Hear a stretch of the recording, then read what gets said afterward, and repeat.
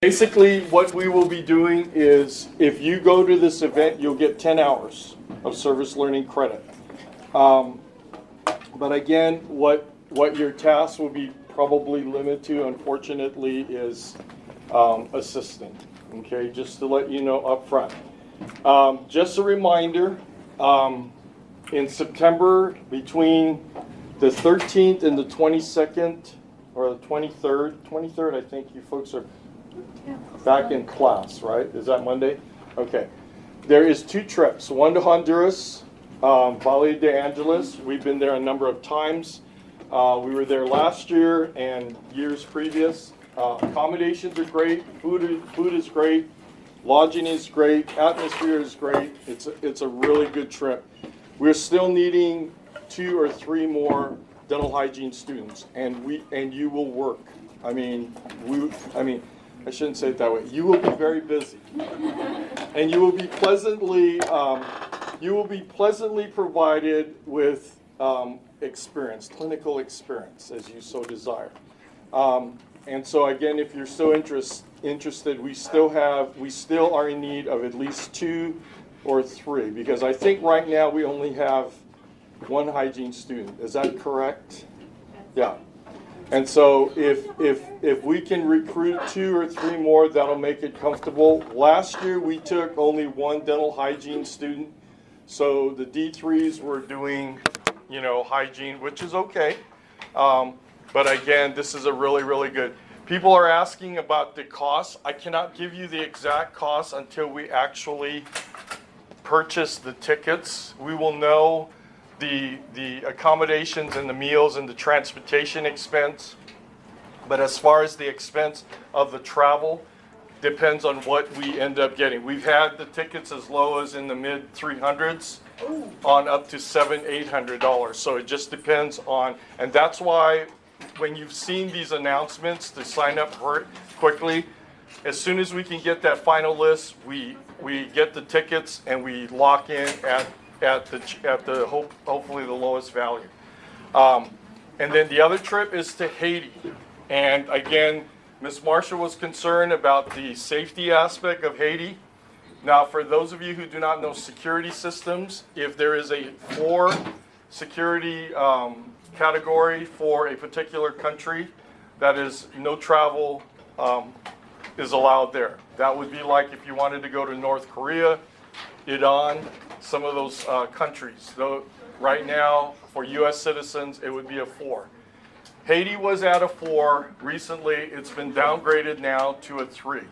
The person who is the coordinator, who is our ground person that is there, he's an Adventist physician in Florida. He's been there a number of times. And so again, we are working with him, through him. And again, basically, he also knows that if he feels that the security issue, the safety issue is in question, he will pull the plug on that trip. But again, that is still, we were there in Haiti in 2015. Where the group goes to is not in Port-au-Prince, which is where the majority of the problem is in the major city. We actually go out into the country. So again, keep that in mind. Your last opportunity for a international mission trip will be in December, okay? We haven't finalized on exactly where we're going to, except for one trip that is a yearly trip, and that is the Honduras Pan American Health Expo through SIMS. We go there every year. And so again, if you're interested in that I will tell you, December will probably be this class's last time to go on a mission trip, because usually in March, the Dental Hygiene Administration won't allow you to go on mission trips because I guess of boards that you folks are taking around that time. Okay, so just kind of keep that in mind. If you haven't been on a mission trip, want to go on a mission trip.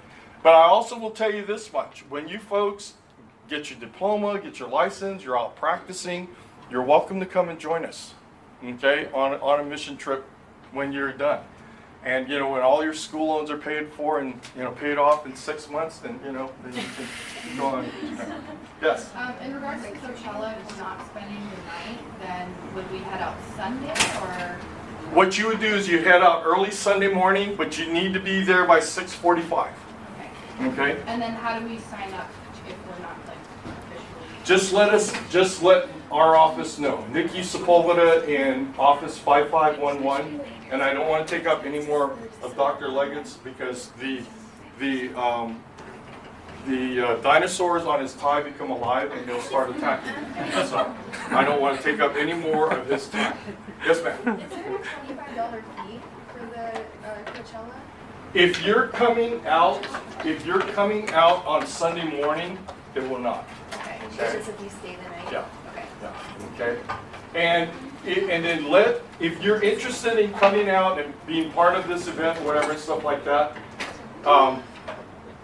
contact Nikki because we're creating a list. And then again, I will probably be driving the motorhome out with the equipment early Sunday morning, and you're welcome to ride in it. It's not the most comfortable thing coming back when it's 110 degrees or whatever, but at least, again, you're welcome. I have room for 4 people on that, okay? I won't take up any more time. Thank you. Thank you, Dr. Leggett. Right.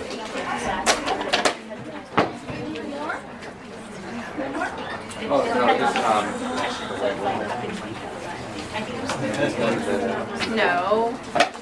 No. I already know what you're going to try and do. Do what? You're going to touch something. No. Shoot. Look at me, really? oh, are these the same? That's okay. Oh, No. Okay. Pan American? Yeah. Yeah.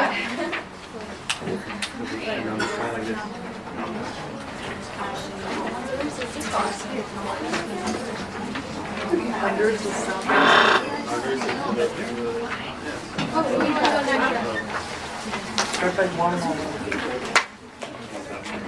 I know you don't.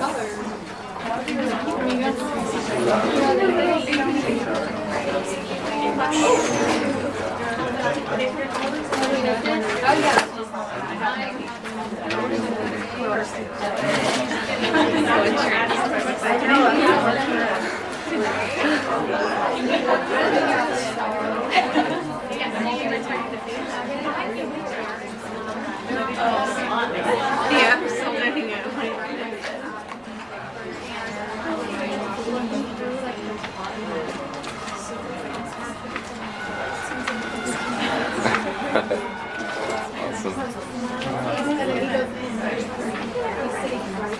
We have no audio, guys.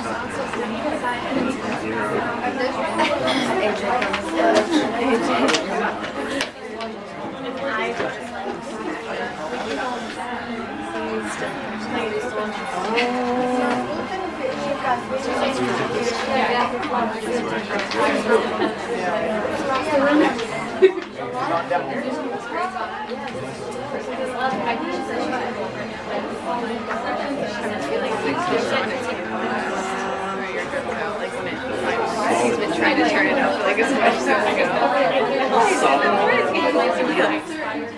So is going to bring it here.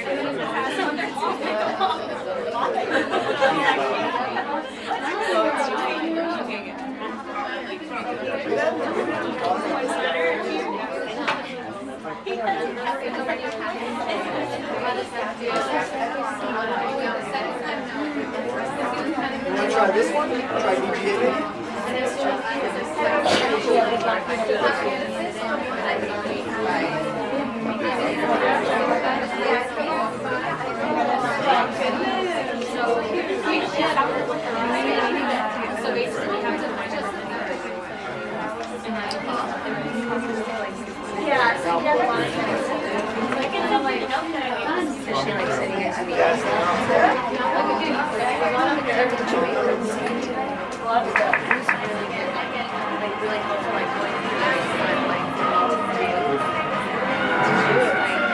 There's a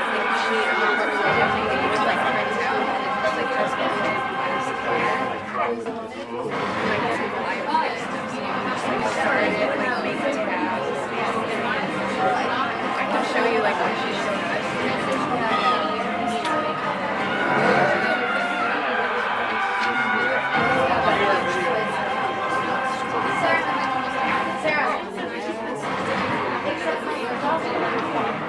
I was like, oh, she's only gonna ask for something slides. Like,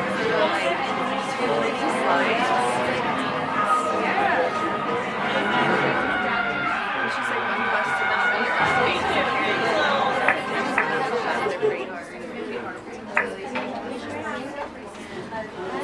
That's what we have next week, right?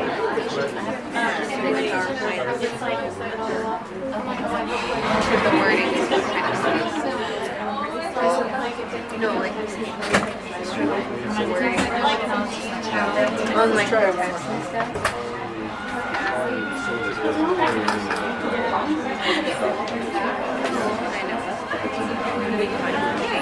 Just like studying up on like estimated, be like, oh, you know, it's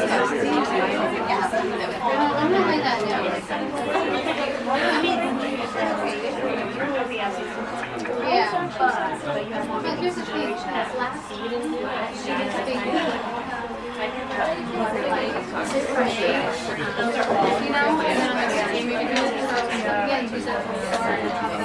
You know, and so that's what I'm going to be really trying to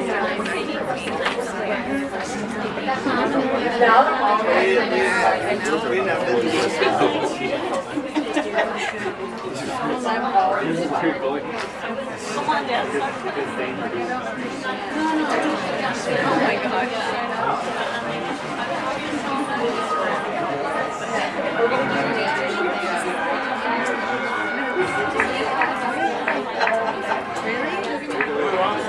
Are we gonna be? I didn't really get to have much. I was thinking oh yeah, like the Starbucks drink. I had like a market. I was like I ran over there and get a chance to eat. I feel like that's what you do.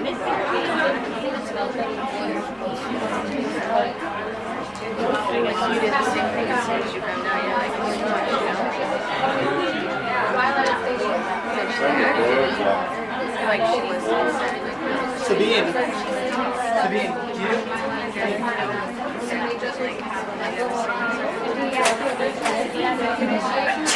don't know if you guys would do that to me.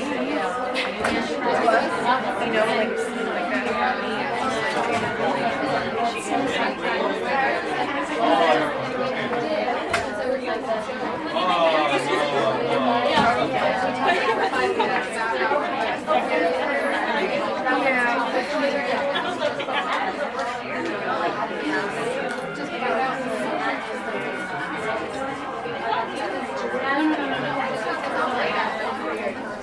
I'm all over today.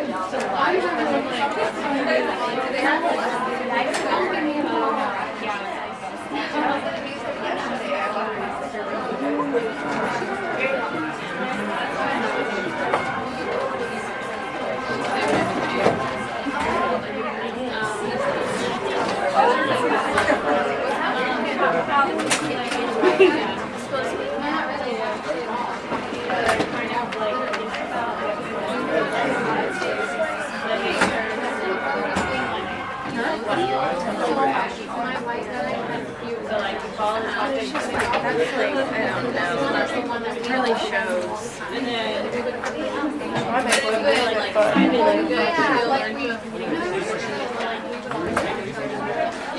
I think I don't like to.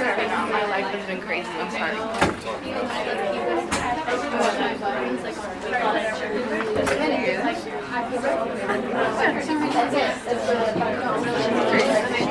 Yeah, we had it on HG Live.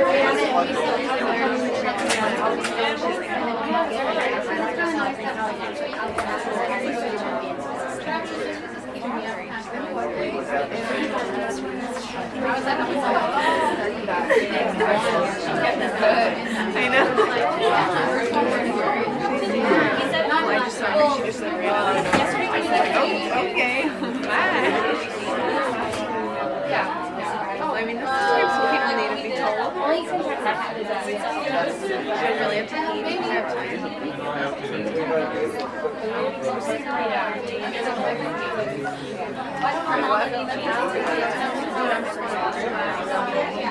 Yeah, you should.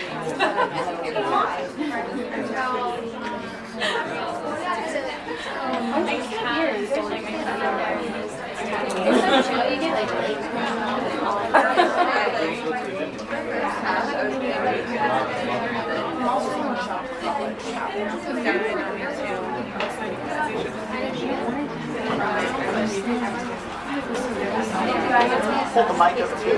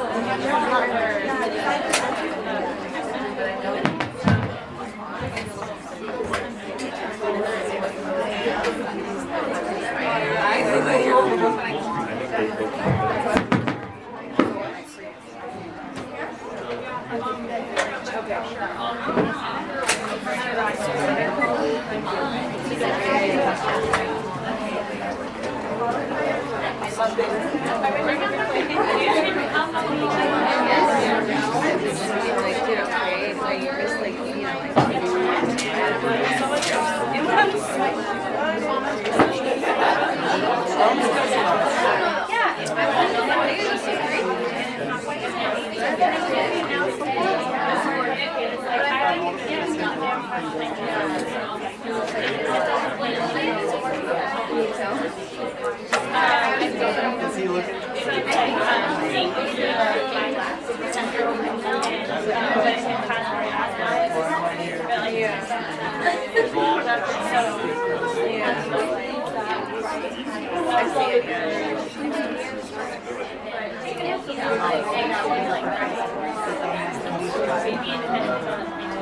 You didn't know?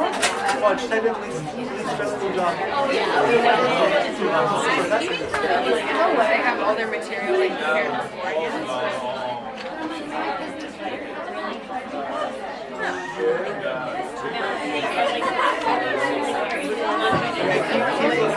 firefighter. Oh no. Okay, that's the one.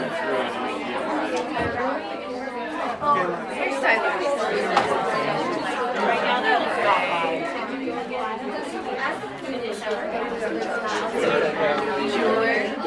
Okay, I can see hairstyles. She was like massage therapist. White audio. Like hear ears. Study. I think that's a ear doctor. I do like hearing aids and stuff. Like, can you hear now? Just be like, oh, I want to talk to you. Diagnostic medical. What are these two? I don't know. So like, this is like the person who does the sonogram on babies. Compliance officer? No, compliance officer is more like, alright, think like, you know Lisa Wilson? Okay, remember the lady on orientation that did the movie?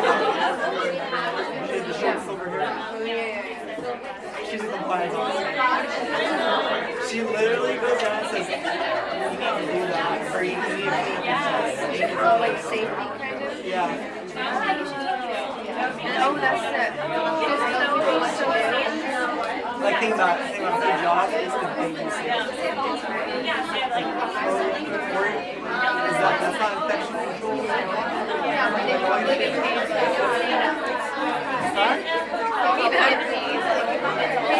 I bet you should make $60,000 just for saying, like, I bet you should. So like, yeah, but if you think about like the level of skill required for the jobs, you just pretty much walk around and do this. 50. Like, there's a day or two for like 18. No. Oh, I was like, it's just probably depends. 18 an hour. Yeah. That's a lot. Yeah, like just for like, you know, like a nice summer job. What do you do? Third parties? It's a winery? Yeah.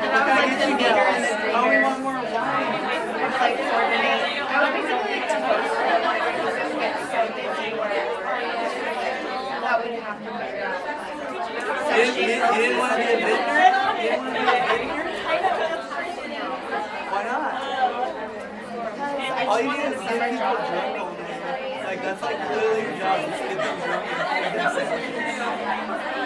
It's literally like what wineries do. Here, eat this and drink that. That'll be $35.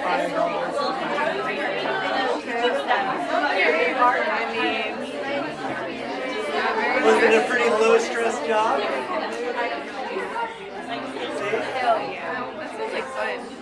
Well, I mean, Oh, like university professors. So like, look, these guys, all they have to do is if they push out like 1 or 2 papers a year in science, quantum science, like if I do 1 good paper a year, tenure, so you can apply for tenure after like 10 years.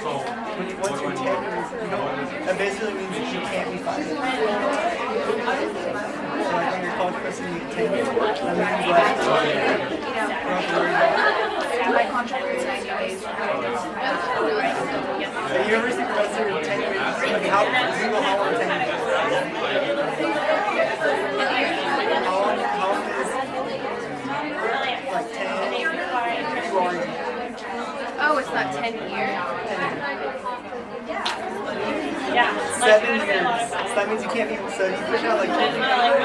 You go up for the education or the school board. Okay, this is what I got. This is what I do. I teach you guys. Okay. We'll negotiate and stuff for 4 years. And then within that 7 years, you can't be fired unless you like do something illegal. So you're like, you just don't have to wear it. You're like, okay, I'm gonna push through the same material every day. You look at Dr. H, he pushes through the same stuff every day. Teachers? Like professors. Honestly, they're just the same material.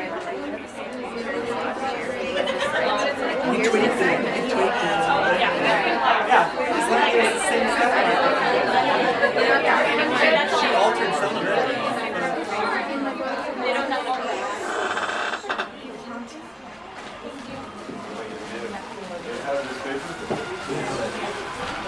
Let's talk about the class real quick, and then if that's all we can do today, then that's what we'll do. So, ortho concepts for dental hygiene. So, why am I here? Do you need to know orthodontics to do dental hygiene? We can work around it. You need to what? Work around it. Work around it a bit? Oh, I'm going to go in the middle. So, why are you guys learning something about ortho? Because the school makes it. It has to do with changes bone structure. So, as a dental hygienist, you're going to see every patient that comes into that practice, right? Into the general dentist practice, and all of the kids, their moms are all going to be asking you about what you want, right? Because they want their kids to have straight teeth. So, you need to at least have a baseline understanding of what we're doing in orthodontics. So it's kind of important, okay? I think it's important because I'm an orthodontist, but I hope you guys feel like it's a worthwhile class too. I'm doing this as a series of 6 lectures. So it's going to seem like we don't meet very often this quarter, but we'll do 6 one-hour lectures and then we'll do a final exam, okay? So our schedule is on the back page, and you still can't hear me back there, right? So today is July 23. I'm scheduled to do 2 lectures today. And then August 13, August 27, and then September 10 for your final exam. Okay, is that okay? You hear better now? Okay, so you can read through, there's contact information if you want to email me or call me or whatever you want to do. Let's see, let's go to page 2. Course policies. Page 2 right in the middle, course policy attendance is required at all class periods. So we're going to have a quiz every time we meet. So it works like this. There's going to be 2 in-class quizzes. So the next 2 times that we meet, we'll have quizzes. And it will cover, for example, next time that we meet, the quiz will cover what we talked about today, if we talk about anything today. Did you give up? Okay. The microphone on that. Oh, Put the mic oh, that's an idea. All right, we'll try that, but then we'll just see how that goes. Sorry, Hopefully Charles we is get- on vacation, so. Cheryl's part. Paul. Yeah. Okay, so 2 quizzes, 1 final exam. The final exam is 30 points. Each quiz is 10 points. They're all multiple choice questions, okay?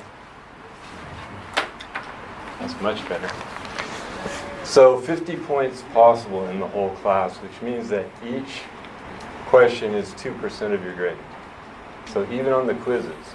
So pay attention to the quiz. Don't just think, oh, it's a quiz, doesn't matter. It's 2% of your grade, and you have to get like 90, what is it? What does it say here? 93% to get an A. So how many questions can you miss in my class to get an A? 3. Okay, so pay attention, okay? Every quiz you want to do really well on. And because you don't know what the final exam is going to be, right? It's going to be, no, it can't be that bad. But I'm on your side, okay?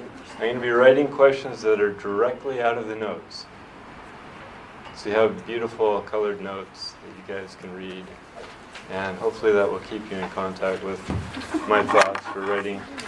And they're direct questions, okay? I'm not trying to trick anybody. The answers are going to be right in front of you. So I think you can do it. That's what I told my daughter in all the classes that she took, that you can do it. So whatever, you guys can too. So got the idea, 50 points, 10 points on 2 quizzes, that's 20 points, and then 30 points on, or 30 questions on the final exam. But each question is important. So if you don't think I graded a question right, please contact me, and I'll be glad to rethink. Sometimes I don't word things exactly how Kayla thinks. I don't think the same.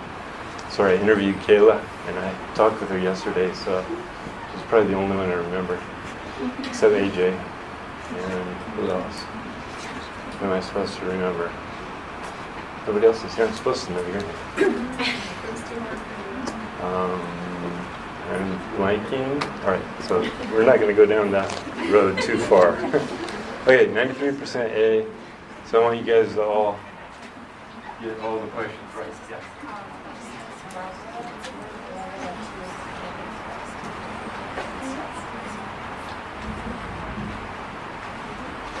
Yeah, I might have the same problem getting started, but let me see what this sounds like if I lay the mic up here.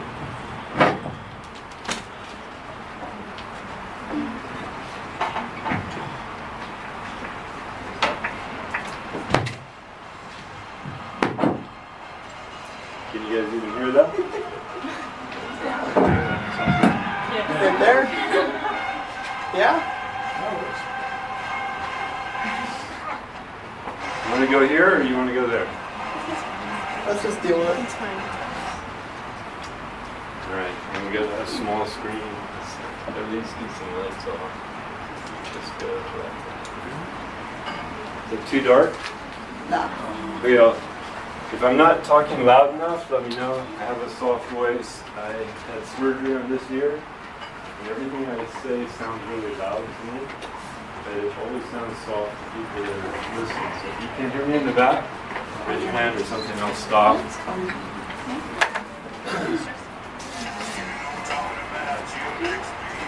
Can you even hear that?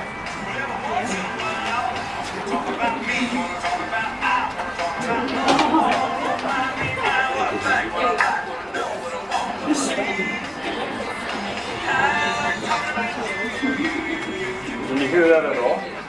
Yeah. So you get the idea, right? This is not, it's really Toby Keith. It's really a love song, but I'm really singing a love song too. I do want to talk about me a bit in this situation. I'm chair of the ortho department, so I have a master's in orthodontics, and I did my BDS here at Loma Linda, so I did my orthodontics here, and I also got a PhD here, and my focus there was in, of course, paleontology. Okay, so there might be a few dinosaurs along the way here today. This is coat of arms. My dad did this before he died. He did this leather craft thing. This little red rampant lion on a shield, whatever. You don't care about that. Let's go to the next one. This is a relative of mine. Anybody know her name? Usually somebody says Mrs. White. You don't know Mrs. White? Yeah.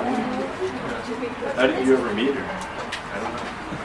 So this is really Sarah Bush. She was born as Sarah Bush back who knows when, in the 1800s, something like that. But her husband, she married a guy by the name of Johnson who died, and then she married Tom Lincoln. So she's Abraham Lincoln's stepmother. She won. You can't even read this, can you? So you're related to Abraham Lincoln? Abraham Lincoln's stepmother. Sorry. Sort Just of. keep raising your hands and I'll try and talk louder. Sort of related. So she won Abraham Lincoln's heart by replacing his cornhusk bed with a feather mattress. So how's that? And you said this is your relative? Yeah, I'm related to her, not directly to Abraham Lincoln. Does that make sense? Stepmother. That's so cool. Okay, so that's one thing about me. Today I want to talk and focus on tooth movement. It's a good place to start. There's a lot of topics in orthodontics, but movement of teeth within the jaws. Okay, not by the jaws. So, not this kind of tooth movement.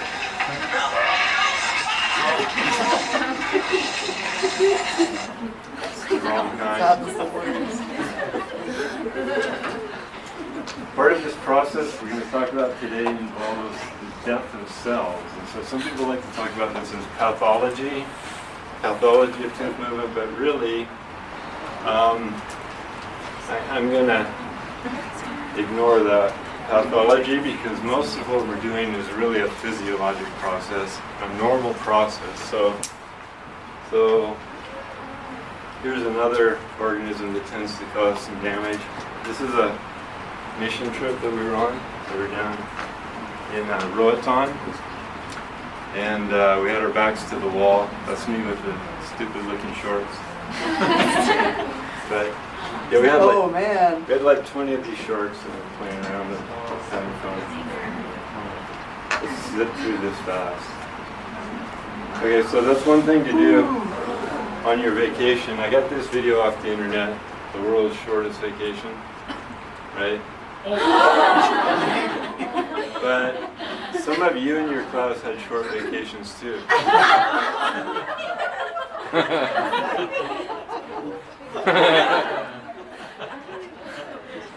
I mean, are you guys really supposed to be chewing gum on things? Really?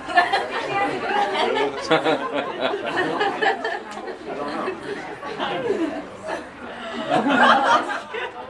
I told you how to talk with Kayla. But in the whole scope of things in the world, whatever, we're going to talk about a very small section of the universe here today. We're talking about this. What happens here is where the physiology of tooth movement happens, at the cementum PDL alveolar bone complex.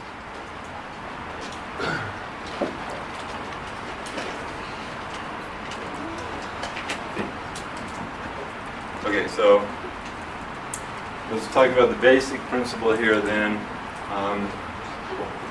which is if you apply prolonged pressure to a tooth, then the tooth's going to move through the bone. So the bone around the tooth has to remodel. So part of the bone is going to be resorbed and you're going to have new bone forming on the other side, right? You got that? Yeah. So it goes like this. There's selective addition and removal of bone. So on the pressure side of tooth movement, you're going to have removal of bone. And on the tension side, you're going to have addition of bone. The whole PDL moves along with the tooth. So it's not just the tooth moving through the bone, but the PDL is moving through the bone too. The whole socket then migrates. So if you move the tooth from location A to B, you're going to have a new cementum PDL alveolar bone complex in a new position. Okay, so nothing's destroyed during orthodontic tooth movement. It's kind of recreated along the way. And without a PDL then, you cannot move a tooth. So you can't move an ankylosed tooth. You can't move an implant. Okay, so those are the basic ones. But everything else, how about a endodontically treated tooth? So it has a root canal treatment. Yeah. Can I move that? Yeah. Yeah, as long as it's not ankylosed. As long as it has a nice vital PDL, should be able to move it. Okay, so let's split the lecture then into two main ideas. There's two things that can happen when you put force on a tooth. You're either going to get what we call an orthodontic response, which is just a response in the PDL, or you're going to get an orthopedic response. So we do this sometimes if the upper arch has a lot of crowding and we want to create room for the teeth, then we'll push the two bones, the two maxillary bones apart. So we're changing positions of bone in space under this type of principle, and the preceding one we were just moving the teeth through the bone. So if you understand that idea, then the whole lecture should be split along those two concepts today. Sitting up front, you're better. Yeah. So, orthodontics and orthopedics. Hello. We used to be known, our specialty was known as orthodontics, but now it's orthodontics and dental facial orthopedics. We're going to move bones in the face in addition to moving teeth. So, again, this is a normal process. Moving teeth around in the mouth happens naturally with mesial drift, which you've probably heard about, and super eruption of teeth. If you lose a couple teeth on the bottom, the upper teeth are going to super erupt, right? So, changing the position of the bone or the tooth in the socket is a normal thing, and we're just going to induce it. We're going to have the same physiology, but we're just going to control what's going on rather than having some natural process. Okay, so the basic idea is that tooth movement causes pressure and tension in the PDL. So here's a cross section through a root, and here's PDL space here, coming around. It's very thin here. Widen PDL space here. Here's bone over here, bone over here. So this arrow shows which way we're pushing on the tooth. So this is pressure side and the tension side of tooth movement. So you're moving the tooth a little bit in the PDL space. Pressure, tension, right? So on one side you have a compressed PDL, and the other side you have a stretched out PDL. So which side has better blood flow? Pressure, tension side. Where's the best blood flow? It's going to happen here, right? Almost no blood flow in the PDL over here because you're compressing all the tissues really tight. All the blood vessels will be reduced. So it's more complicated than that, because if I push on this crown, and I'm pushing this way, that's fine. This is going to be the pressure side, this is going to be the tension side. You have a widened PDL space here and a compressed PDL space. But the root tip's going to go the opposite way. So if you tip the crown this way, pressure here, but you're also going to have pressure down here. It's complicated when you think about a multi-rooted tooth. So how do you move the apex of the root? We'll talk about that. At the end of the lecture, we'll talk about 6 types of tooth movement. And there's a way to control the root tip without moving the crown. But this is the easiest type of tooth movement, and that's called tipping. But I wanted you to see that pressure and tension happens in different locations on the root.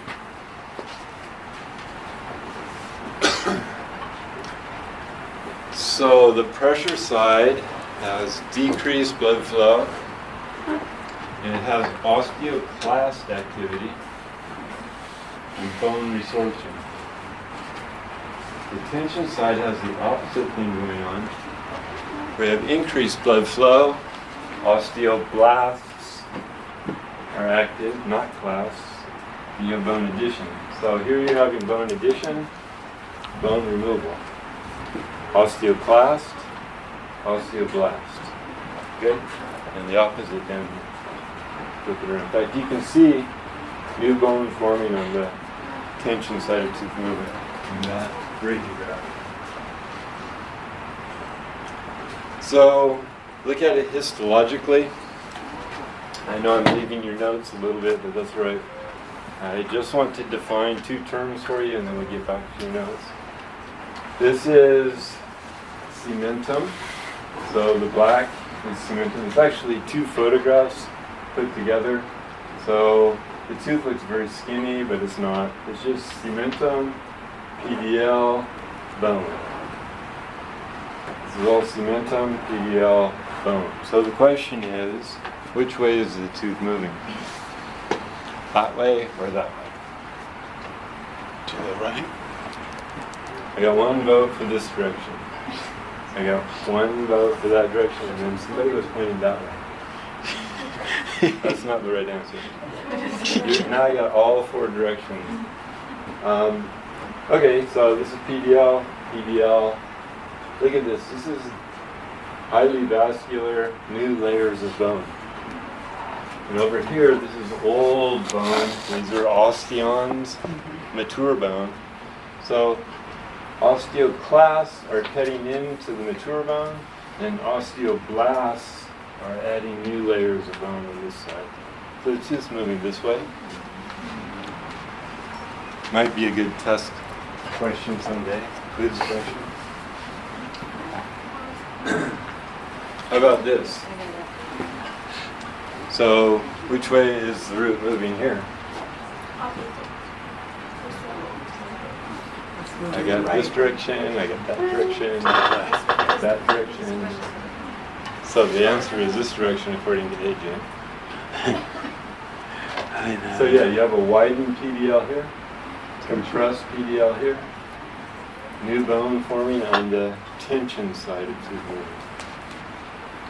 Okay, so you could get the question either way, with the radiograph or with the histology. So the tension has the wider PDL. That's right. Okay, thank you.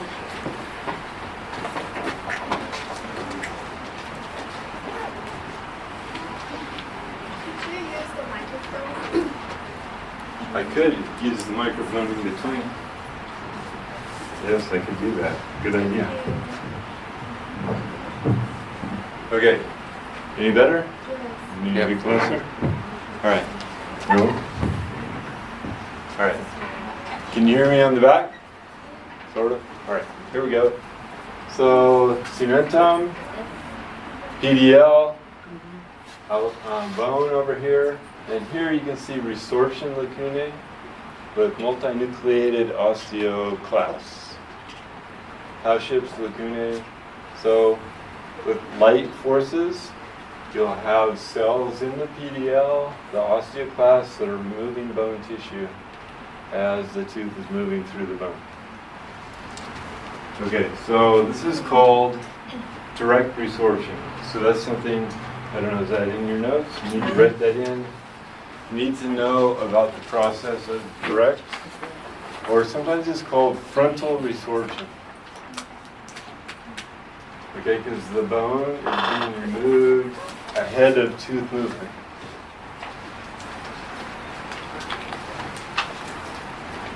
Frontal resorption or direct resorption? Bone is being removed Ahead of tooth movement. So the tooth is moving slowly through the PDL space, and this bone is being removed slowly ahead of tooth movement.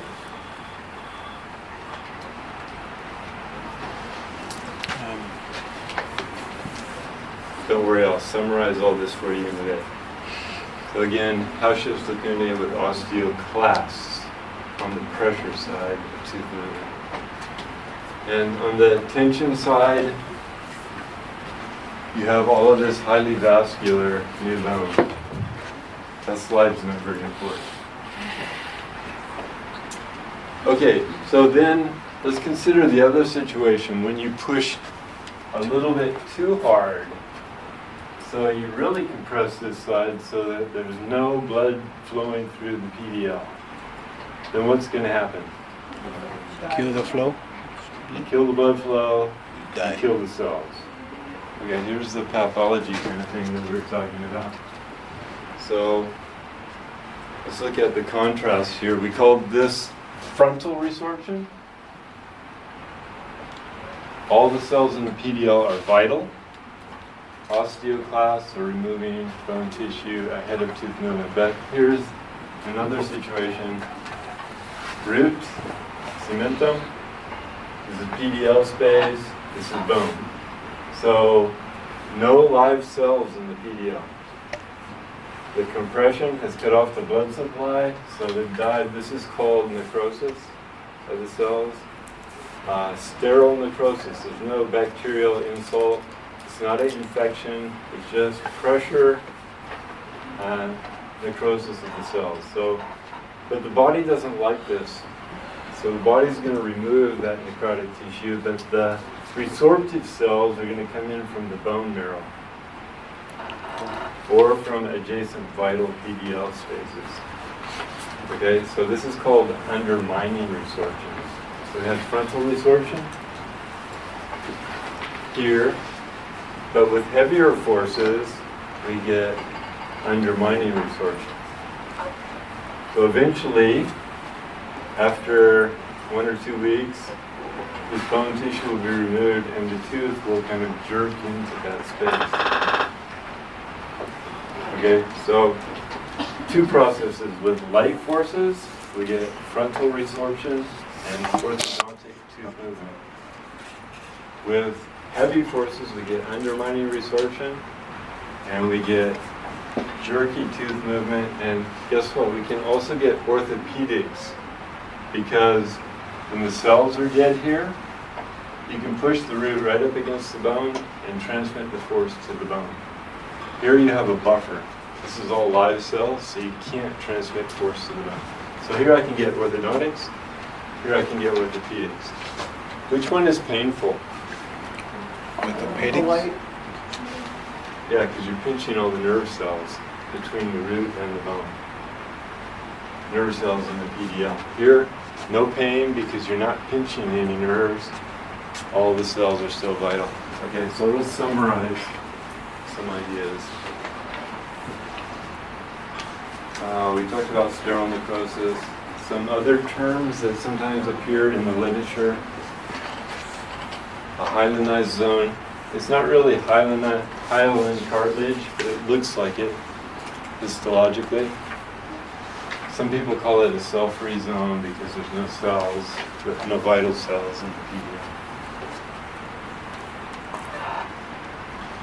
All right, so connect these words together.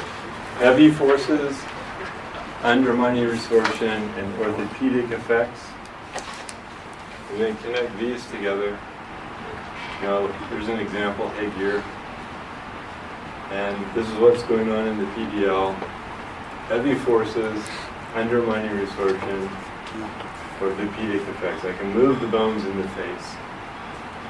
But with light forces, I get direct resorption and orthodontic tooth movement, or an orthodontic response. Okay, so here we go. Just regular braces, hopefully. Those are all light forces. With direct resorption and orthodontic effects. So what's the difference between the two responses, between moving teeth and moving bones? It's the amount of force that you apply. Heavy forces, you're going to move bones. Light forces, you're going to move just teeth. So we talked about, I think you're back to your notes now. We talked about the pressure side and the tension side. Just briefly talked about the lamina dura. Remember the Sharpie's fibers are all connected to the socket, and this is all cortical bone. So what do you think the difference is between cortical bone and medullary bone as far as tooth movement? Is it easier to move teeth in cortical bone or medullary bone? Medullary bone because it has more vascularity. Okay, so the dura is going to resist tooth movement, but the medullary bone, highly vascular bone, is really where we want the roots to be if we're going to move them efficiently. If we put the roots out in cortical bone, it's going to slow down tooth movement.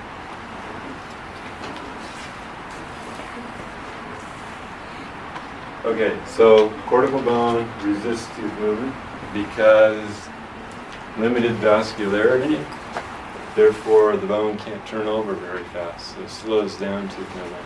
But highly vascular medullary bone is really where we want to put the roots if we're going to move them efficiently. So here's some problem areas for the orthodontist. The lining of the maxillary sinus is wrapping all around these ribs, and that's all cortical bone, and then behind it is just a space. So it's very difficult for us to move teeth, maxillary teeth through the maxillary sinus, maybe impossible. Here's some more areas where you have really dense cortical bone, lingual of the lower incisors, lingual of the upper incisors. Very difficult to move teeth through that cortical bone. And the buccal of the lower posteriors. So if you cut in there and look at the roots, you'll see a lot of alveolar bone, but out here on the buccal is really thick and dense cortical bone. Very hard to move teeth through the cortical bone. Okay, let's look at this graph. It's in your notes. So here's time, and here's millimeters of tooth movement on the y-axis. So when you first apply a force, what happens to the tooth? It moves a 0.5 millimeter, and why does it do that? The PDL shifting. Yeah, it's the thickness of the PDL. The tooth can move in the socket just a little bit, 0.5 millimeter. And then there are two possible responses. One's with light forces, which is continuous tooth movement. And then with heavy forces, you get undermining resorption. And finally, when the body removes that necrotic tissue, the tooth will jerk into that space. So you get jerky tooth movement with heavy forces and continuous tooth movement with light forces.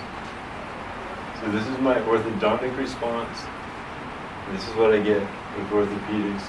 This is called the lag phase, where the tooth's not moving, but during the lag phase, I can apply pressure to the bone.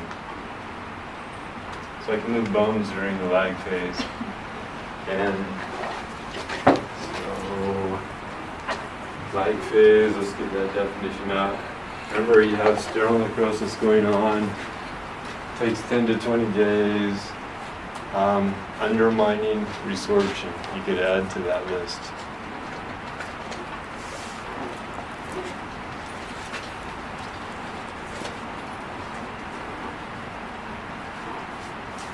And then this is the post-lag phase right here. So this is really when the tooth moves out of the socket area. Okay. Can we go back to that last slide? Sure. Question? Will you be posting this on the modules? So should be already up Oh, okay. in the Canvas course. And if you have questions, you can email me about it. I'll be glad to answer them. Or else we can. Yeah. You keep saying sterile necrosis. What if there was a piece of calculus like root during this process? So an orthodontist should not be moving teeth through gingiva that are inflamed. Okay, so if the calculus is holding bacteria and you're getting inflammation in the gums, then moving teeth through that inflamed area is going to cause bone loss. more root loss. Okay, so the perio situation has to be 100% good before you start braces.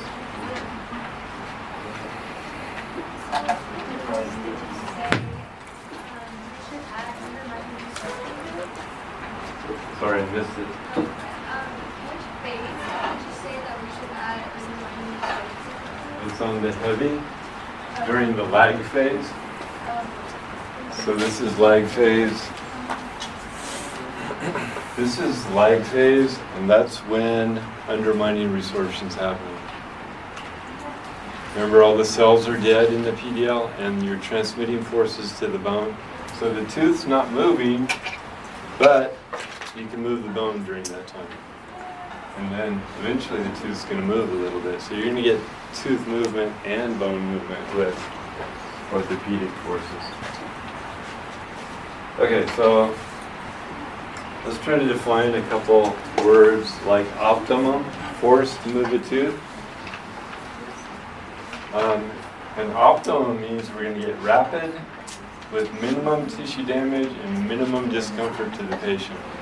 So is this orthodontic or orthopedic? This is orthodontic because there's no pain. So we're going to get the maximum tooth movement without moving the bones and without pinching any nerves. And that usually works out at about 100 grams per square centimeter root surface area. So every tooth has a different root surface area, but about 100 grams per square centimeter root surface area. So RSA is root surface area.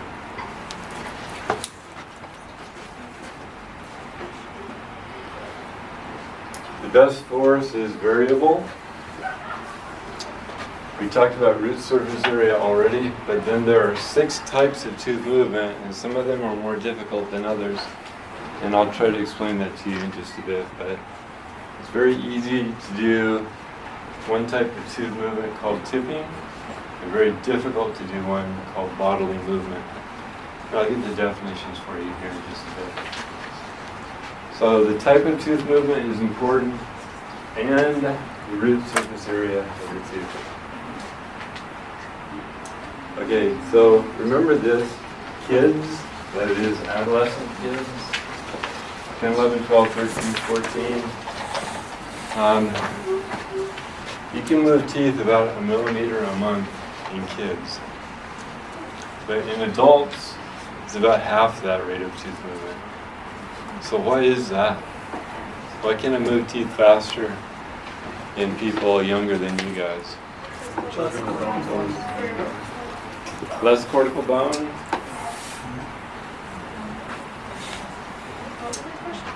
So growing kids, why is it you can move teeth faster in growing kids? They're still growing, so their skeleton is still modeling itself.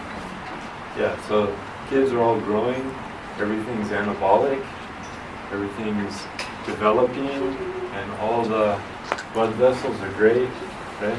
In adults, everything becomes catabolic, right? You're kind of breaking down over time instead of growing.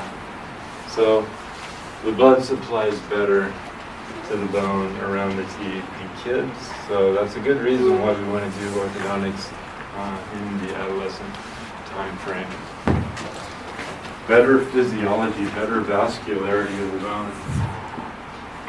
Okay, so let's cut the whole lecture down into, what, 5 words here? I mean, we had orthodontics and orthopedics, right? So if you just memorize one of these, like orthodontics, then this is all the opposite.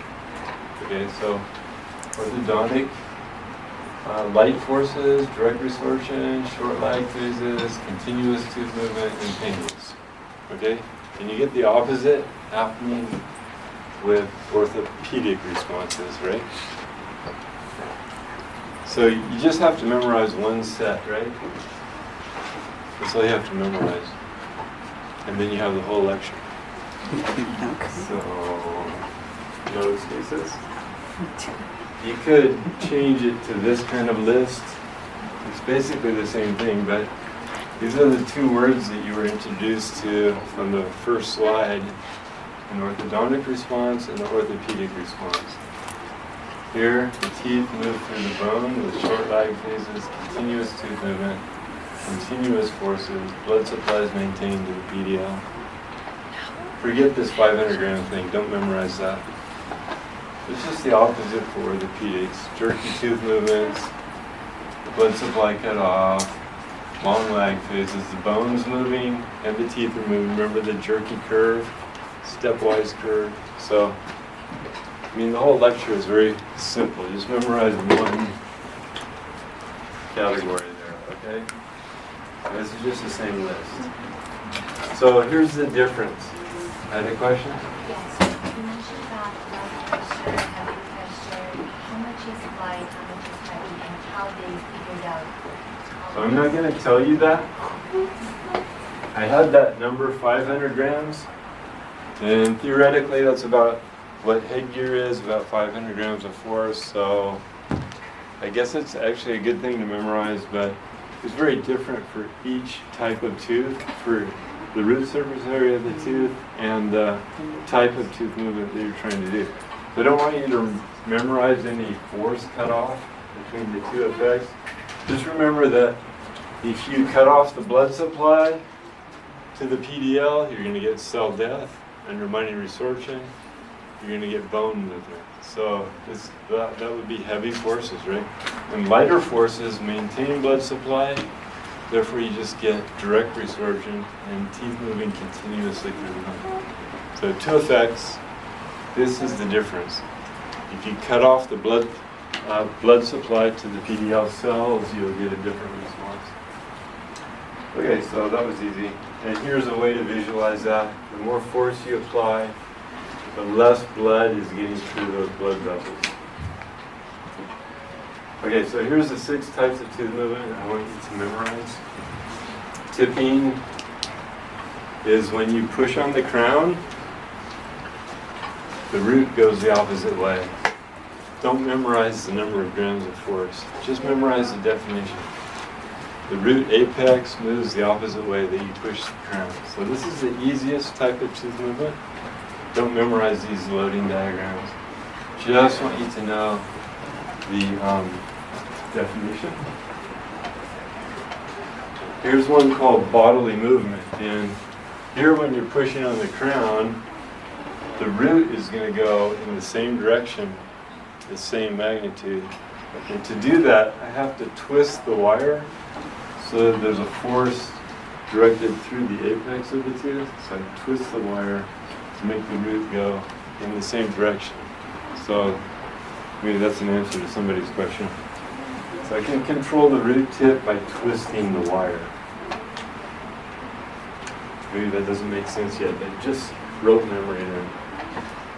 Bodily movement is when you move the root tip and the crown in the same direction. Okay? Intrusion is in the same direction, opposite direction of eruption. So you're pushing the tooth into the bone. So extrusion is the same direction as eruption. And torque, if you don't push the crown, but you twist the crown, so you twist the arch wire again, you can tip the root, but not move the position of the crown. So root movement with no crown movement is called torque. And then one more. Rotating along the long axis of the tooth. Just rotating the tooth is called rotation. So here's a socket, you're rotating the tooth around in the socket. So those are the 6 types. I'm going to have one more movie. So let's switch this over. So,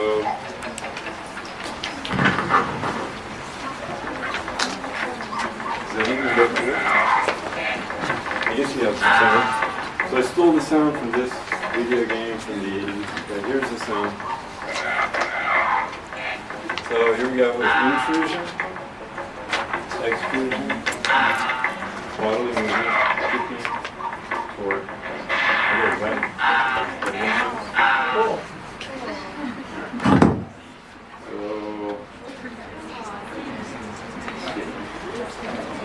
guys need like 5 minutes, or you just want to keep going? We're trying to catch up, so maybe we should. If you need to step out, that's great.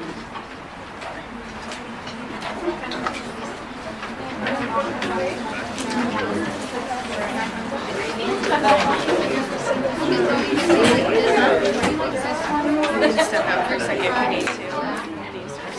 Okay. Or, I don't know why I like it. But I like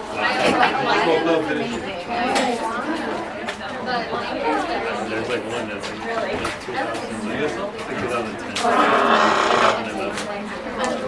The black person that is wearing us. Rating each other.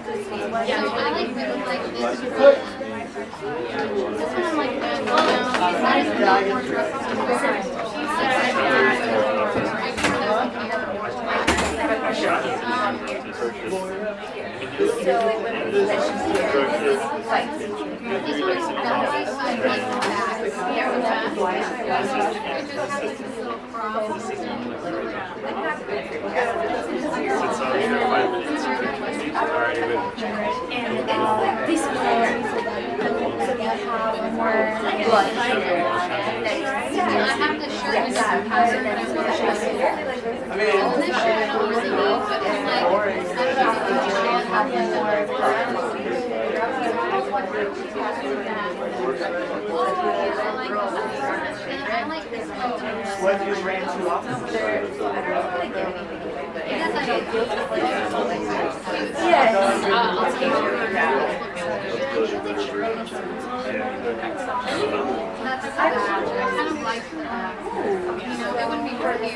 First one, we have tension here, then it's more pressure.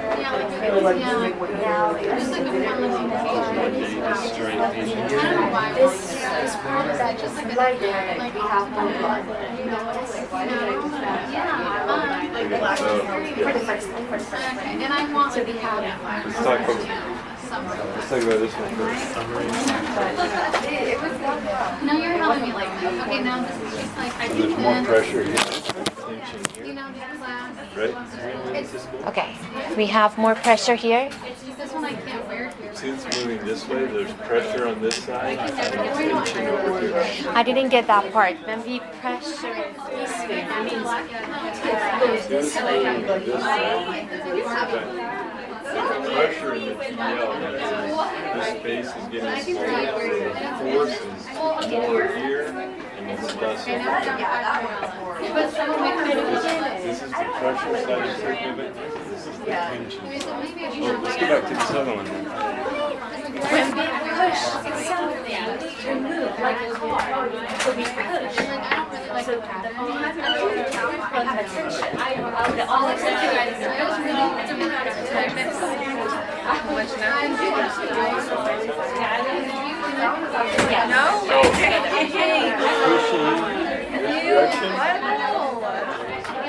I'm pushing.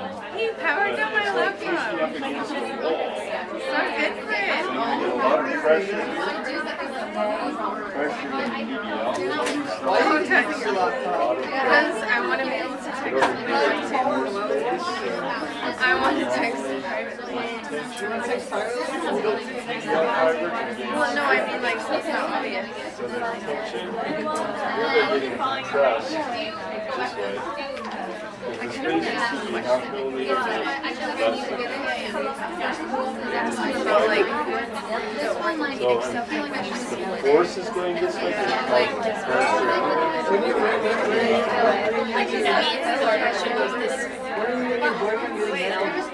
Force is pressure over the area. I don't know.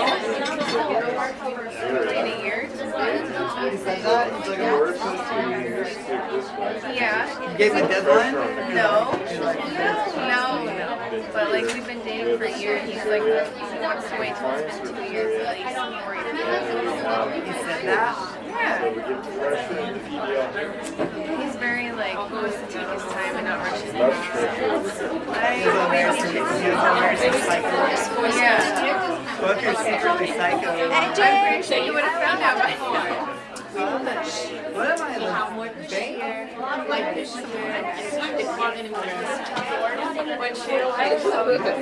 You'll know it. By now. Should I ask him? Let's do this.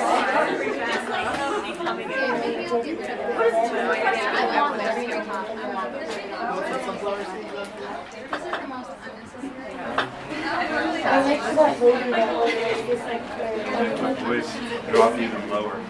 It's too much work. You should just get the seat. she's on the It's too much work. It's like all that, and then you don't even get into like. That's the whole point. That's the whole point of these seeds, is to waste time. Like, that's why you think people eat seeds at baseball games, because it takes 4 hours. Oh yeah, that's true. Are you just spitting seeds everywhere?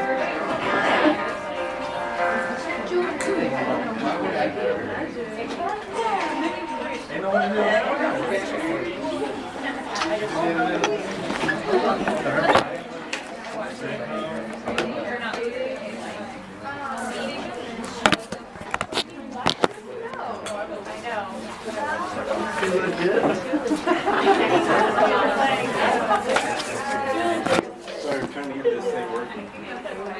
Close enough. If you can't remember my whole name, just cut it down a little bit, get rid of a few letters. And some of you in your class helped me with this video yesterday, but probably you guys don't remember this because this goes back way into the 80s. Were you guys even born in the 80s? Okay, no, too legit. Anyhow, no, she doesn't know when I was born. Is that what you used to do? Too legit to quit. Can you even hear that? Right. Anyhow, what? I want to see We're good.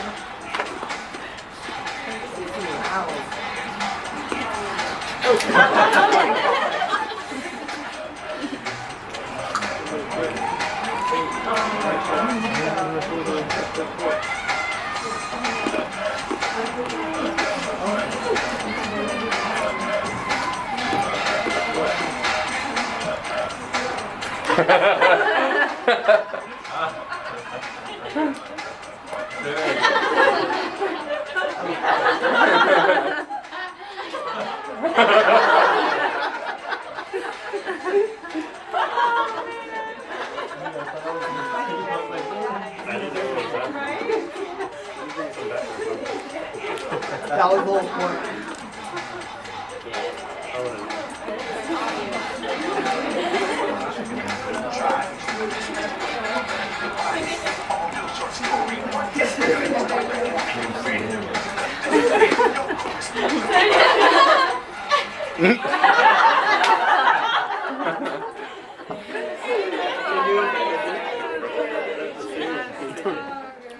Keep trying. So thank you guys for participating.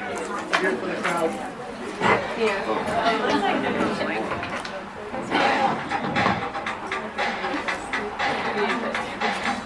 Little Michael Jackson, and then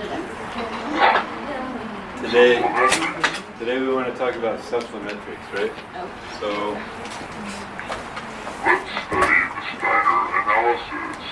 Steiner analysis. Okay, so the deal is, in orthodontics, we need to know all different information about a patient. So we do all the photographs, we take study models, but we also do this thing over here, which is a tracing of an x-ray of the side of the head, because we want to see how the teeth relate to the lips, and how the bone relates to the teeth, and how the bone relates to the profile of the patient.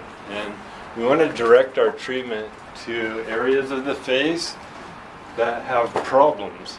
Okay, so we can look at a patient and not fully understand where the problem is. But when we go to a self-tracing, we can kind of look at those relationships. One way that we can do that is called the Steiner analysis. So this is what is taught in all dental schools across the nation. In our ortho program, we don't use Steiner analysis. We use something called Ricketts analysis. But this is what all dental students learn. This is what you guys get to learn. And this is what appears on boards. Okay, so, but there are many ways to do an analysis of this X-ray.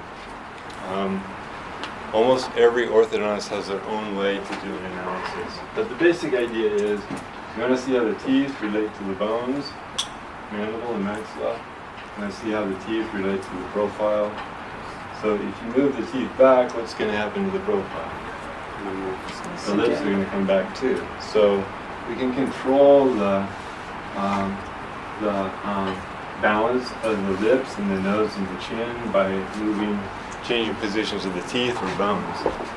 Okay, so Steiner analysis, we'll get to it eventually, and hopefully it'll make sense to you in a few minutes. So, what is cephalometrics? It's head measurement. All the anthropologists were doing this for years, like Indian skulls and so forth, measuring it, all the different dimensions. And one day some orthodontists got the bright idea that they would do the same thing.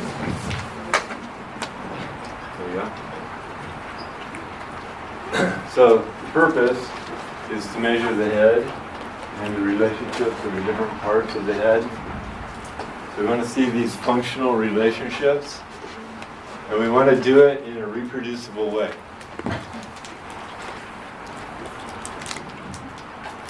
So I don't know if this really works. So to do it in a reproducible way, we use 60 inches from the X-ray source to the mid-sagittal plane of the patient's face of the head. And we use a head holder and ear posts. Let's look at some pictures of these things and it'll make more sense to you.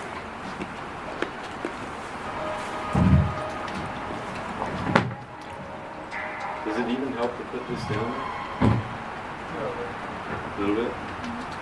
Okay, so here we got mid-sagittal plane of the head. We got the X-ray source, and we got 60 inches, or the quiz might say 5 feet, 60 inches. And then the X-ray film right up here as close to the patient's head as possible. So before treatment we take an X-ray. After treatment we take an X-ray, but we want the head in this head holder device called the cephalostat with ear posts to hold the head in the right place.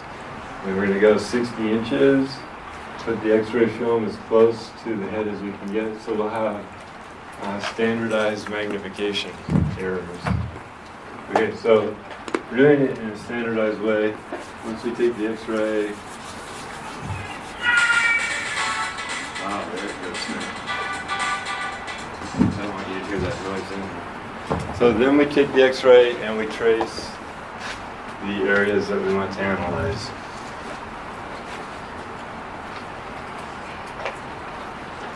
So here's a head holder device with the ear posts, and the X-ray film is going to go back here, and 5 feet from the mid-sagittal plane is where the X-ray head is going to be located. Okay, 1931 is the first orthodontist to use head measurements, and his head holder looked like this. A little more complicated than what we use today, and another one that appears in the literature looks like this. But it's just a standardized way to hold the head so that you can hold it the same way before treatment, same way after treatment, so that your X-rays will have the same magnification errors. Okay, so there's a lot of uses for cephalometric X-rays. We can study skeletal patterns, or how the teeth relate to the bone, growth patterns, doctrine, planning, progress, results. Don't memorize that list, just kind of cross it off. Just realize that it's important, okay? To an orthodontist. We're going to go through these few landmarks today. So there's 9 landmarks that I want you to know definitions for, and 5 planes. And then we'll use these planes to make some angles. So you have a few angles that you can look at.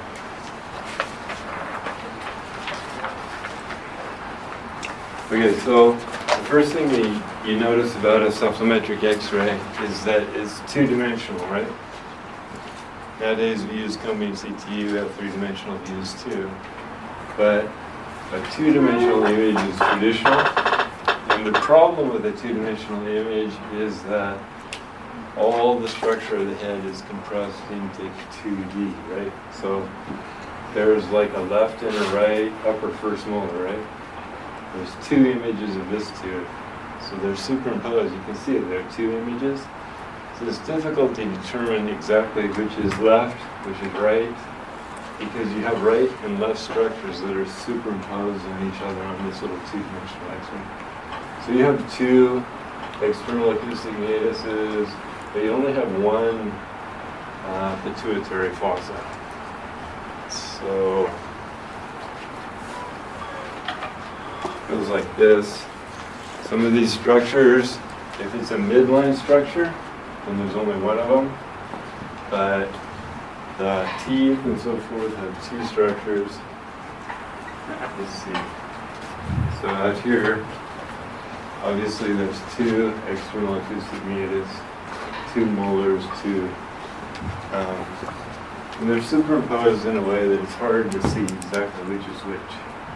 And then we have soft tissue that's also part of the X-ray too. So one of the first things that we do is trace these structures, external acoustic meatus, and the very top of the external acoustic meatus is called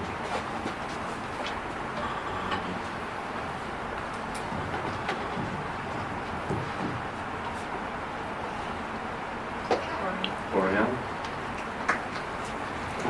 Number 1 on your list, I think. It's the very top up here. And then the center of the pituitary fossa. It's not really a bony landmark, but it's just visual center. Is called sella.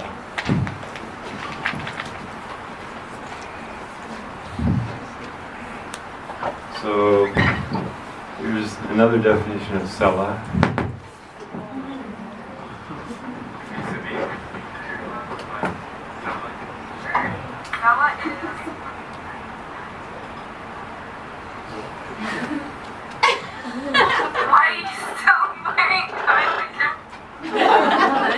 That wasn't a good definition. Sella is a Greek word used to call people back in the day. Call me on the Sella.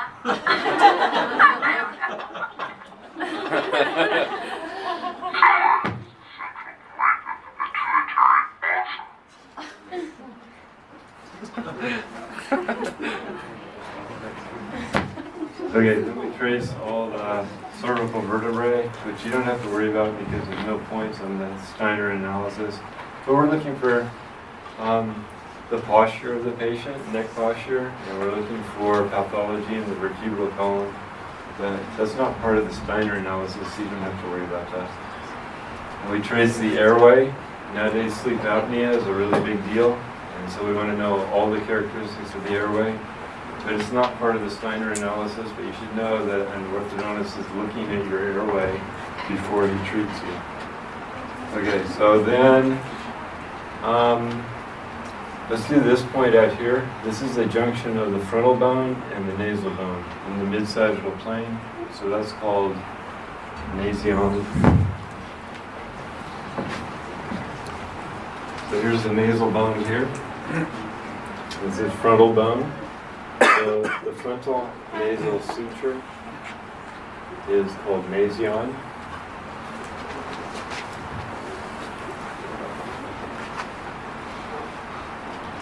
Abbreviated with an N. Oh, here's another definition of stella. I mean, nasion. Hey Kayla, tell your class what nasion is. Nasion is the musical notes produced by the nostrils when you have too much mucus built up on the walls of your nostrils.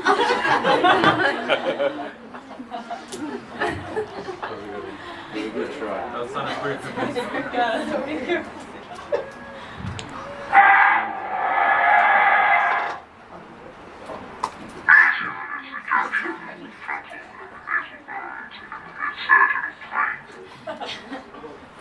Sorry, the audio's not that great. Okay, then we're going to trace orbitally, or the orbit. We're just tracing the outline of the orbit, trying to find the lowest point on the orbit, and that's called orbitally.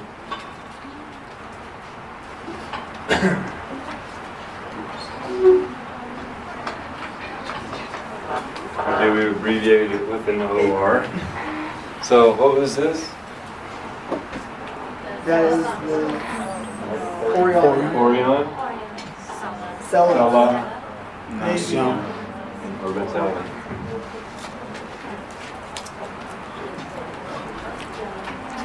Then we're going to trace out the whole maxillary sinus. We're looking for pathology. We're trying to see, are these ribs all interdigitated around the upper molar? I mean, are the sinus cavities all around the ribs so that it makes it hard to move the teeth? So we need to know the shape of the maxillary sinus. However, that's not really part of what you need to know for Steiner analysis. So let's skip that. So we're going to trace the maxilla. Yes, question? Will you have like a picture on the quiz and exams? I could have a picture on the quiz, but that's a lot of work. It's probably just going to be the definition. Okay? But now that you mentioned it, maybe I'll put a tracing up. That would be good. Anyhow, I'll trace the maxilla. And actually, this is the palate. Because this is palatine bone back here. This is posterior nasal spine, anterior nasal spine. And then the most concave point on the anterior maxilla is called A point.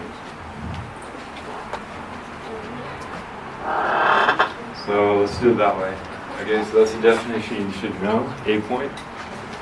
So when we're talking about A point, we're talking about maxilla. And guess what? When we're talking about B point, we're talking about mandible. So A is always talking about the maxilla, most concave anterior on the mandible is going to be B point. Oh gosh. Can you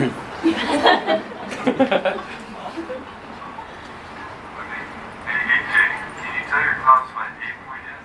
8 point is when you have 2 DUIs and 2 speed tickets on your record. Pretty good. Alright, well, I thought you said 8 point. We all think it's an 8 point. 8? Yeah, I thought that's what you said. Oh, that's 8 points. Yeah. Oh, I see where you're going. How many points do you have? I'm good. You're good?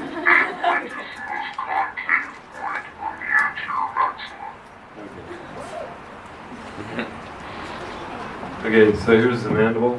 Get the mandible up there.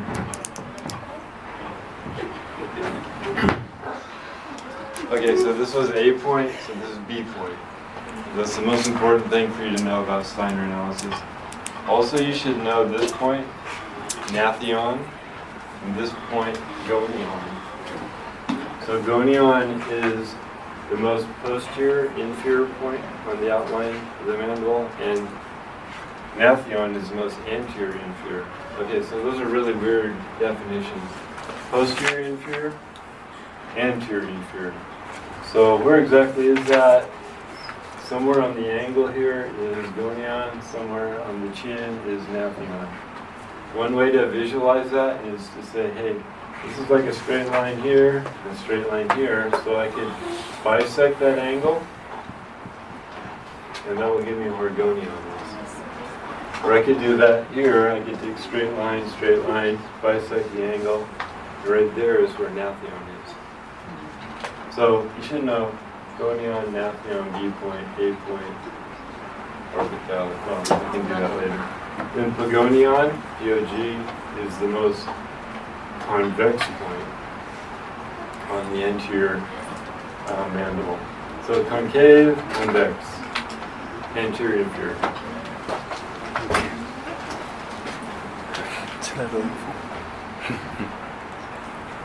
It is a lot of info.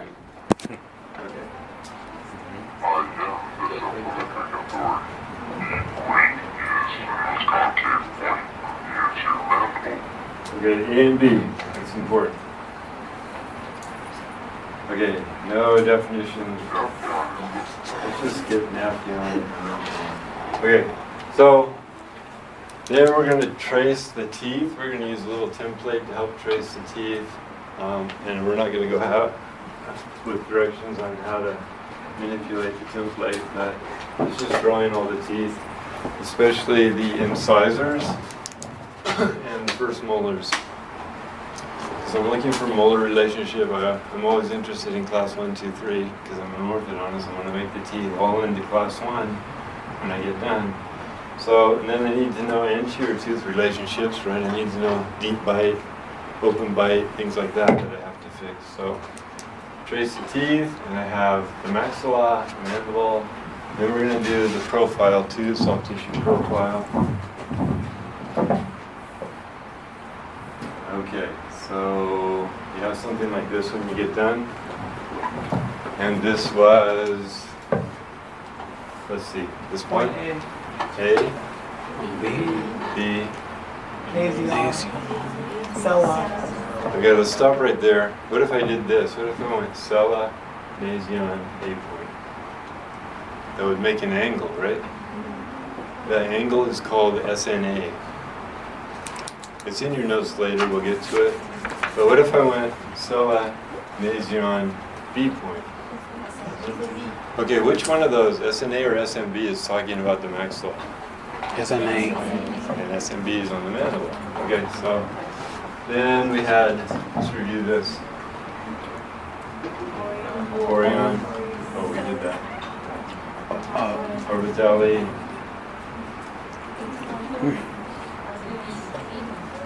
This is B. Nathion. Geo.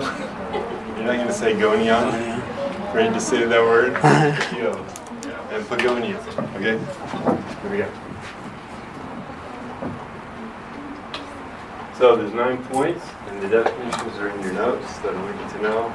And those 9 points can be used to make 5 planes. So let's get the planes up here. I don't think I gave you this handout. No. It's kind of unfortunate. I believe it's on Canvas, so you might check it. If not, email me, I'll post it for you. But you can draw this plane, Cella Nasion plane, right? And then you can draw Nasion to A point plane, or Nasion to B point plane. Here's an occlusal plane. Mandibular plane is GOGN.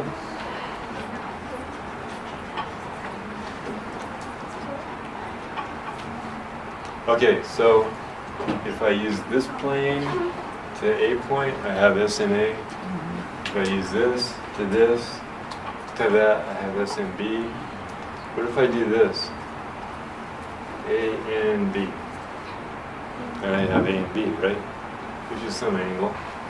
We can talk about it in a bit. And the other angle we're going to measure is mandibular plane to Cella Nasion. So the abbreviation there is GOGN to SN. Okay, so you see some planes. I think you have incisal axis in your notes, is that right? Yes. So that would just be this one here, from the tip of the incisor to the tip of the root, from the upper and lower. We're not going to get too excited about that. But I want you to know these points, and especially the ones in yellow. The other ones are more related to other concepts we're going to talk about this quarter. So but these are related to Steiner analysis. But I want you to know them all. And then you should know the cranial base plane, which is Selenasion, occlusal plane, mandibular plane, here. Oh, we didn't talk about S-line. And incisal axis. Incisal axis are these two lines here. But let's talk about the E-plane. S-line or E-plane. Let's see.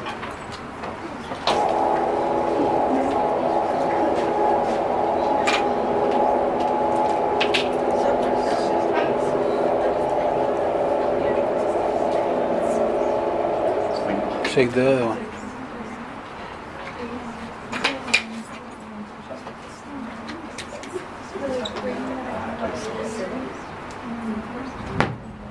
Okay, these lines are confusing. Just ignore all those other green lines up there.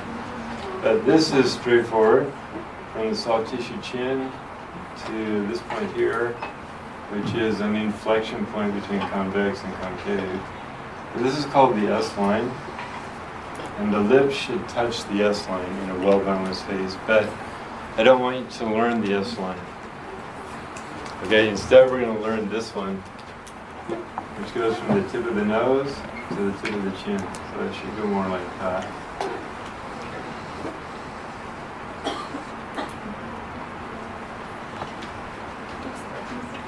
So it's called the E-plane, from the tip of the nose to the tip of the chin.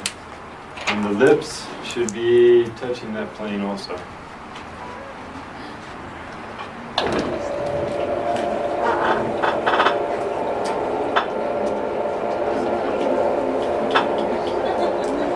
Okay, so these are norms that you have to memorize. This is normal. SNA is 82 degrees plus or minus 2. That means it's normal from 80 to 84. And then S and B is normal here. A and B is normal here. It's really just subtract one from the other and you get A and B. But then this one is important. GOGN to SN. It's the mandibular plane angle with the cranial base. So it's 32 plus or minus 4. So these are Caucasian norms. So it really doesn't apply in Southern California, but that's still what they teach in all the textbooks. So, but the textbooks are creeping into having Hispanic norms, African American norms, all kinds of norms. But still, the ones that you're going to encounter on board exams are the Caucasian norms too. These are the ones that you have to know. Let's talk about these a little bit more in detail. So let's look at SNA first. So we're going to go Salinasian A, right? So what happens if this is normal, then that's fine. But what if the maxilla is out here somewhere? So the number is going to be too high. SNA is going to be too high. So it's going to look kind of like this. Right? So the maxilla is too far forward, then SNA now is 87 instead of 82. So right away the orthodontist knows, hey, I should try to look into doing something about that maxilla. I should try to get the maxilla back a little bit in the face if I can. Because this is not normal. This is normal. SMB. Okay, so you get that idea. That's called a prognathic maxilla. And then if you do it the other way, if the maxilla is way back in the face, if you're down to 77 or even more, then the orthodontist knows that we need to find some way to move this maxilla forward a little bit during treatment to get it balanced with the lower jaw. So this is called a retrognathic maxilla. The other situation was prognathic. And I think that's in your notes. So let's talk about this one. GOG and JSN should be 32 plus or minus 4. But if it's high numbers, this has to do with facial type. So some faces are really long, some are very short and wide. Short and wide, long and narrow. On another lecture, we'll talk more about face types. For now, you just need to memorize the fact that 32 plus or minus 4 is normal. And if you get really high, it's called dolichofacial. Low is breaking.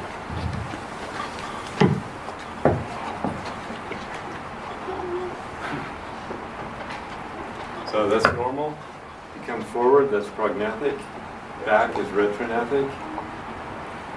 Then let's look at the mandible. This is normal, but that's prognathic mandible, retrognathic mandible. So, Wait, you have a question? so the mandible is, so the maxilla and mandible, how do you know which one is prognathic and which one is retrognathic? I get the forward and back, but like, is the mandible prognathic or is the maxilla? So the mandible could be either prognathic or retrognathic, and the maxilla can be prognathic or retrognathic. So, like, you're describing someone who has a mandible that's bacterial maxilla. So what if you had like a prognathic maxilla and a retrognathic mandible? That's not how it Like, you would just, so that's how you're. I'm not sure about your question. I think I know what she's asking. How would you know if this one is which one is retruded or protruded? Maybe the bottom of the mandible would be Did you buy the angle, protruded ma'am? and making the maxilla protrude. Oh, I see what you're saying. So let's figure that one out. Stella, nasion, A point, right? So if that was normal, in fact, let's go back to the normal diagram. Be easier to see. Okay, so we're going to have Stella, nasion, A point, and that's 82. So that's normal, right? So now let's think about the mandible. What if the mandible was prognathic? Does that change the 82? No. Because SNA doesn't have anything to do with the mandible. So I independently evaluate the two jaws. So if this is too far forward, I would call maxilla prognathic. And if this was forward, I would call mandible prognathic. But they're not related to each other. The only number that relates them to each other is A and B, which I'm not going to emphasize today. Okay? So the balance between the upper and lower jaw should be 2 plus or minus 2. But I want you to know the Caucasian norm, but I'm not going to go into trying to define what that is today. Just remember, SNA, I can tell you if the maxilla is normal, prognathic, or retrognathic, and independently, I will be able to tell you, without referencing A point, I can tell you if the mandible is forward or backwards or normal. Just from the measurements. Just from the measurement, the normals for the measurement. Caucasian norms.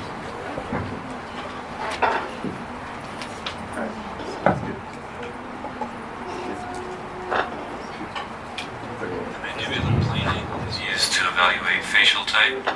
Long faces are dolicho, short faces are breaking. The SNA angle tells you about the position of the maxilla relative to the cranial base.